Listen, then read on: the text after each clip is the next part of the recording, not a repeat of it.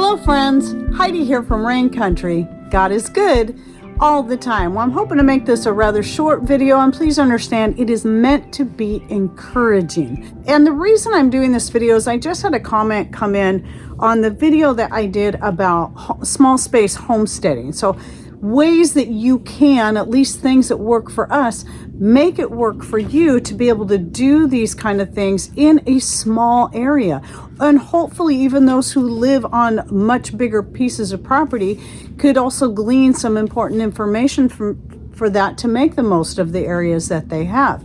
I had somebody come in and talk about how they don't have a man to build things for them. Their back is messed up. It's so hard to do any of this stuff. And trust me, I understand. And I hope that this in no way sounds cold or judgmental.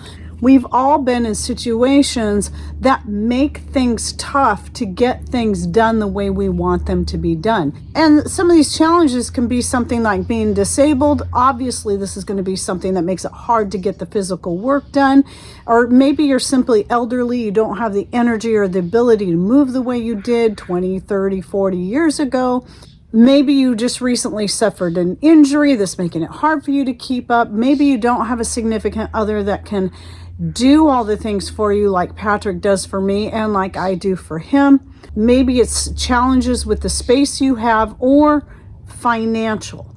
All of these are just some examples of what can make it difficult to try to get to the same point where we're at now, but we're always expanding and growing. And what you have to understand, and I'm going to say this again, is that even though since starting our channel about 7 years ago, we have bought 2 other pieces of property. As far as growing things and the basic homesteading, we're still doing everything right here on this shy 1/3 acre lot in a neighborhood. It's not even a whole 1/3 acre. I'll link it back to the video that I did on small space homesteading so you can learn more.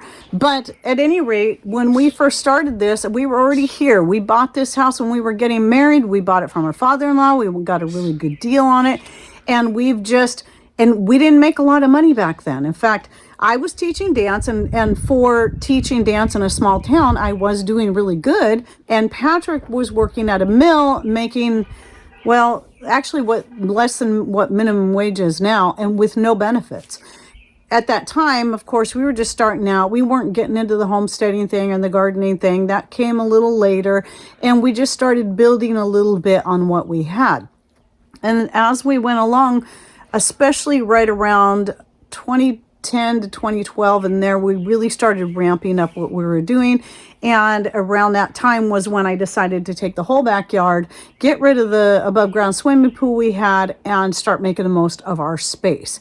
And it was something that developed through the years. I mean, I started with this little section. We had the greenhouse first. Patrick had built that just so I could grow tomatoes. That was all I wanted to grow at first, because that was the main thing. Couldn't get good tomatoes here in our small remote town, so it was important for me to grow tomatoes so I could make sauces and salsas and more. But then I took this little section here and turned it into a garden where I grew snow peas, cabbages, and a few other things. Even Jerusalem artichokes, I gave those a try one year. But then eventually this now became our blackberry patch, and our grapevines kind of fill in there. And we expanded out that way, and then expanded in the front yard and in the side yard. So it's been a process of time.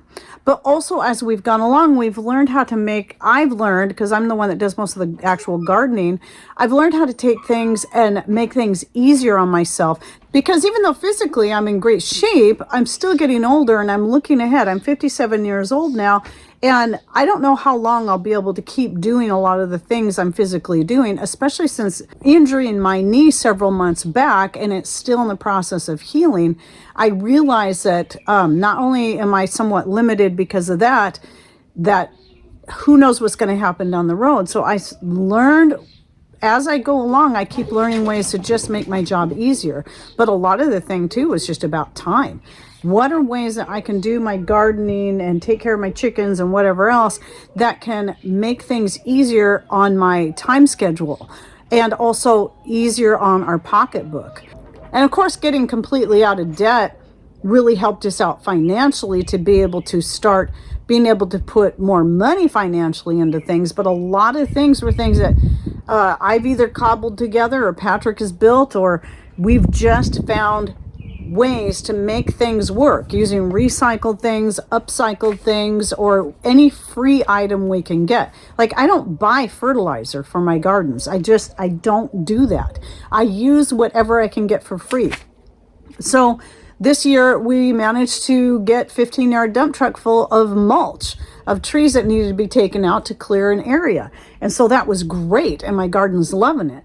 I've used wood shavings from Patrick's shop when it's not full of too much cedar or walnut, but when it's other things like fir and alder and so on. And I've used those as a mulch layer. I frequently use grass clippings as a mulch layer. Grass clippings are free, or chop and drop from my comfrey, my stinging nettle, my dandelion, or whatever.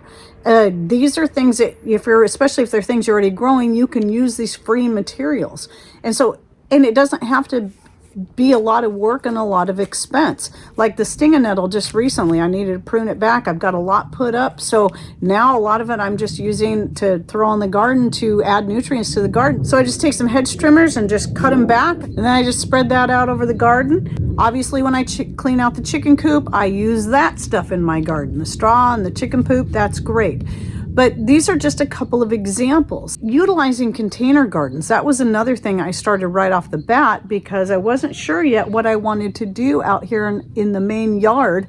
And did I want to get rid of the swimming pool and so on and so forth. And so I started doing a lot of stuff in containers on my deck. And let me tell you, still love doing this. Even though I have all that space out there to grow a lot of things, I've been actually growing some of my mints and herbs that I like to use on a more daily basis, especially early in the morning when I want a sprig of chocolate mint to add to my coffee. I like just being able to step out on the deck and picking a sprig rather than having to go all the way out here to go get it. And so there's a lot you can do with container gardening just on your deck. And even if you live in an apartment, consider growing things in your windowsills. There's a lot of herbs and more that can do just fine in pots in a windowsill, especially a south facing windowsill.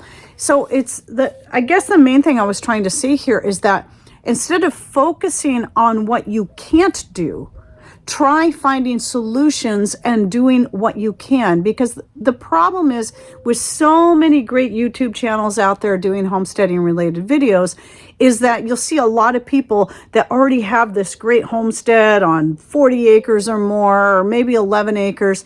And you see them doing all of this stuff and they're already established in place, and you think, they just suddenly, were born into that. And no, most everyone had to work for what they had, and they had to start somewhere and build up. And I think not enough people share that information. If we all focused on, well, we can't ever do that because we can't afford it. Oh, I can't ever do that because I'm disabled. I can't ever do that because I'm by myself. Yet there's plenty of single women out there doing very much the same things that I'm doing here, and they're making it work. So it can be done. And even if you're disabled, I know that you can find something that you can do. And also consider, if you're needing physical work done, consider using the things that you can do. Maybe you can crochet or knit or sew. Or maybe you can do computer work and you can do bookkeeping for someone. There's all kinds of different things that people can do in their different skill areas that they can use in exchange to maybe get the labor done, maybe get some containers built or some raised beds built to make it easier so you're not having to do a lot of bending over, and just to make life easier for you. I really believe that if you thought about it hard enough, because we're all going to be unique in the challenges we deal with. I mean, for one of ours is our climate. We live in a cool and very, very, very, very wet climate. People think Seattle's wet, but they have no idea, because Seattle only gets about a third of the amount of rain that we get. So Seattle isn't that rainy in comparison to where we are. I mean, we're just right down the road is a rainforest from us. So like the saying goes, learn how to work smarter, not harder. But that also applies to frugality, if you can afford it, if finances are an issue. Learn how to work around what you have. Learn to shop garage sales, secondhand, Facebook Market. Learn to recycle things you have, just like I've done with the hanging pots I talked about in that video. That I found that hanging pots for gardening just aren't that, don't, even though I try to make the most of my space, thinking hanging pots were a great idea, I found very little that I was successful with with the hanging pots. So I recycled them and used them in other ways in my garden, and I love it. It works to help protect my different garden things, either from myself or from Patrick, that maybe they're new young plants that I don't want to accidentally step on or dig up or get tilled under or mowed over, or from the chickens and the dog. Just took all the stuff out of the hanging pots and used those to put over the top of things to protect them.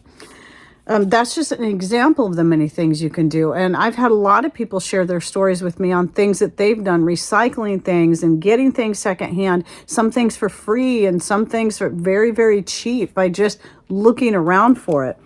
Oh, and another thing is, if you can't afford or can't build yourself a trellis for growing, climbing things like beans and peas, consider using things that are already growing.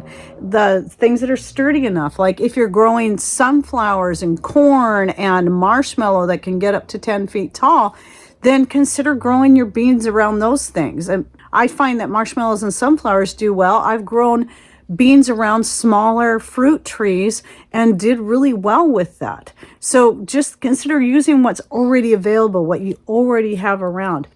In fact, right around here, the grapevines, Patrick, when he built this deck, he put these posts around here, and the posts is what I use around the deck to grow the grapevines. A lot of my nasturtiums now I grow in the pots with the blueberries and other things, and those nasturtiums will climb up the grapevines as well. And so that's pretty cool when that happens. And so that gives them something to grow on and adds more beauty to my deck. I'm not going to go into all those details. I covered a lot of that in that video that I'm linking to down below about small space homesteading. But then the other thing is, especially when you're dealing with your unique soil conditions, climate conditions, and everybody's going to be unique there, you cannot compare yourself to other places. Even in the US, we have very extreme differences. Even in our own state, there's an area of Washington state, it's actually the bigger area, that is more like desert than anything else. It's flat, it's hot, it's dry. You get over here to where we're at, it's very, very wet. You get to the specific location we're at, it's even more wet. And so we have various climates and soil conditions just in our single state, let alone all the way across the whole United States, let alone across the whole world. So you can't compare your conditions to somebody else who's farther ahead because they live in a hot, dry climate. So they've already got things, all this vegetation that they're harvesting, where you're only just now getting started on growing certain things. So that doesn't mean you're lazy. That doesn't mean you've done something wrong. It just means your climate, you got different things to deal with. So you cannot compare yourself to others. So what you have to do is you have to learn from those that have already been doing those things in your own area. People who are more experienced at dealing, like with us, with the heavy rains, which brings a great amount of slugs, and you find all the things that work for everyone else. The beer, the coffee grounds, the eggshells, the copper isn't going to work for slugs here. So you got to talk to the people around you that are already doing these things and learn from them. How do you grow corn in an area like this when you have such a short growing season? And some of this stuff you'll simply learn from experience. That's a lot of this stuff. If I didn't learn it from the neighbor that lives behind me who knows all about all this kind of stuff, I learned it simply from experimenting and trying things, and that experience I've learned tons of things from. And I've learned what I can and cannot do. And if I'm headstrong enough about wanting to grow a specific thing, I may not give up on it for quite a while. Some things I might try it once and say, I'm not that interested. I'm not going to hassle with that anymore. And that's the other thing too, is don't expect to grow all the same vegetation that somebody else grows. You might see somebody growing guavas and bananas and all kinds of things like that, but you live more in the north in a cold, wet climate. These are things that aren't going to grow for you, maybe not even in a greenhouse. Believe me, I've tried. So anyway, it's getting noisy out here. People are starting to do yard work and whatnot, so I'm going to close out this video. It was already longer than I meant it to be, but anyway, please find this encouraging.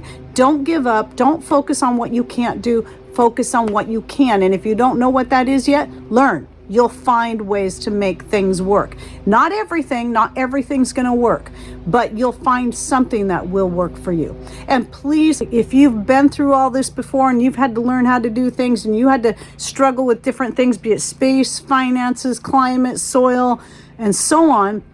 Please put your thoughts and ideas down below, because I know there's many out there following me that have so much great information to share, real people information. So don't forget to read those comments down below. And I hope you enjoyed this video. Thanks for watching. Take care and God bless.